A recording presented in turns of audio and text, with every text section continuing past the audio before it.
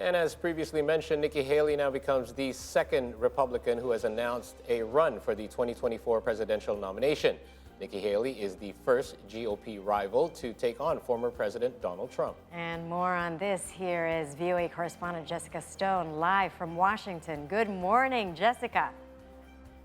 Good morning. Yes, it's a great day for a presidential announcement. It is indeed.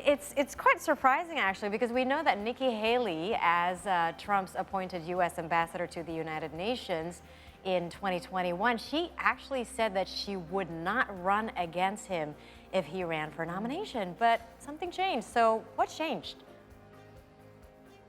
Well, a couple of things. First of all, Donald Trump himself said that last month she called him to ask whether she should run. And he said, look, you have to go ahead and do what your heart is telling you. He told her that late last month. She also says that the economy is something that very much worries her, and she believes she has a strong message on. But the most compelling reason that she has given and gave again during her announcement on Wednesday is that she wants to be part of bringing new leadership opportunities and new leadership options to American voters. She made quite a few veiled digs at age, even calling for an age limit on presidential candidates, which could be interpreted to be against President Biden, but also could be interpreted to be against former President Trump, who's in his mid-70s. Now, she says that she's going to run a typical conservative campaign, fiscally responsible, strong on defense, and polls show there's an appetite for a Trump alternative, but so far Haley is actually polling quite poorly compared to other candidates who we expect to throw their hats into the ring, such as Florida Governor Ron DeSantis. Haley did leave the United Nations in 2018 on good terms with President Donald Trump, which is no small feat because that was rare in those days for someone to leave the administration and keep good terms with the former sitting president. I want to have you listen to what she says is bringing her to the decision that she announced today to run for office. But I know America is better than all the division and distractions that we have today. And I'm confident that the American people agree. We're ready to move past the stale ideas and faded names of the past. And we are more than ready for a new generation to lead us into the future.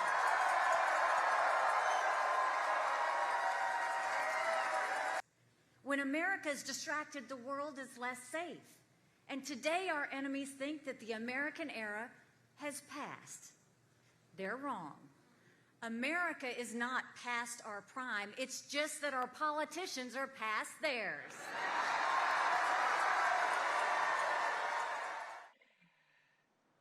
So guys, those kinds of lines certainly got a lot of applause during her speech. She's already hitting the ground running, going to New Hampshire on Thursday. And of course, New Hampshire is an early primary state. She is really hoping to get a lot of fundraising done by announcing early to get more people to donate to her campaign than to other candidates at the outset. All right, so that was Nikki Haley on her announcement for the 2024 presidential nomination. First of all, hello, Jessica. I'm new here. My name is Ralvi. Nice to meet you.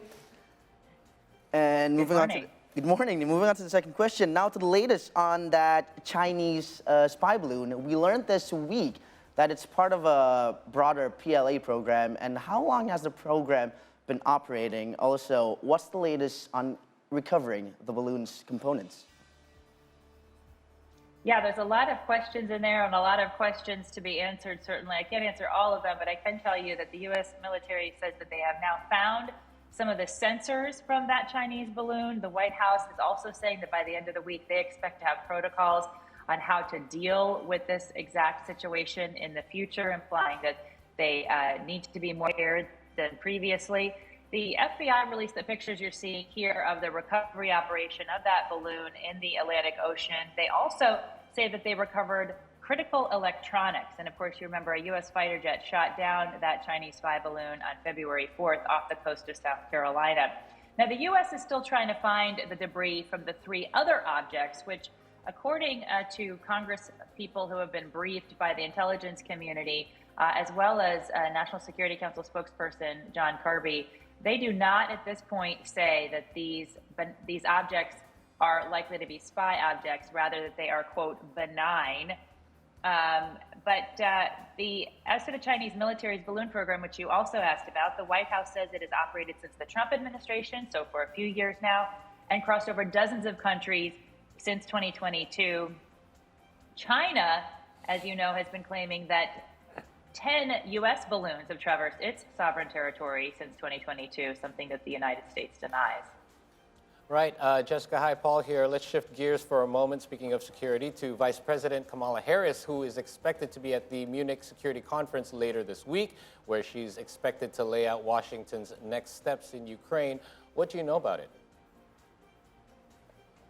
Well, we have a little bit of a preview. A White House official says that the vice president's speech will celebrate the courage of the Ukrainians, reaffirm Washington's defense commitments, as well as the international support, and also, of course, condemn Russia's actions in invading Ukraine almost a year ago this week. Actually, the anniversary will be next Friday, the 24th of February. She's going to also outline the path forward and, quote, defense of international rules, underscore the defense of international rules, norms, freedom, and liberty. Now, so far, $29 billion have been given from the United States in security assistance. There, of course, is this ongoing oil price cap, which is affecting countries around the world. And right now, Russian oil and gas revenue is down by 46% since January of last year. Harris last met Ukraine's President Volodymyr Zelensky last February, and a lot of the conversation at the Munich Security Conference is going to be around arming and supporting Ukraine going into a spring offensive by the Russians. And Chinese top diplomat Wang Yi is also going to be attending the Munich Security Conference. So what are the chances of a meeting between U.S. and Chinese officials? Yeah, I'm not sure I'd place my bets just yet on that, Marissa, because it's a very delicate dance. Both countries need to reopen the engagement channels and the diplomatic channels that have been affected by that Chinese spy balloon incident. Remember, there's been no U.S. official traveling to China since this visit of President Trump in 2017. So this is the most important bilateral relationship in the world, and there has been no direct face-to-face contact in Beijing with the U.S. official actually traveling there. So this does need to begin. It could begin at the Munich Security Conference. Blinken, the Secretary of State, will be there. We're told that people in his circle are trying to make arrangements for such a meeting, but nothing has been confirmed yet. And the chairman of the Munich Security Conference says that Wang Yi is absolutely not expected to address any of these allegations in public.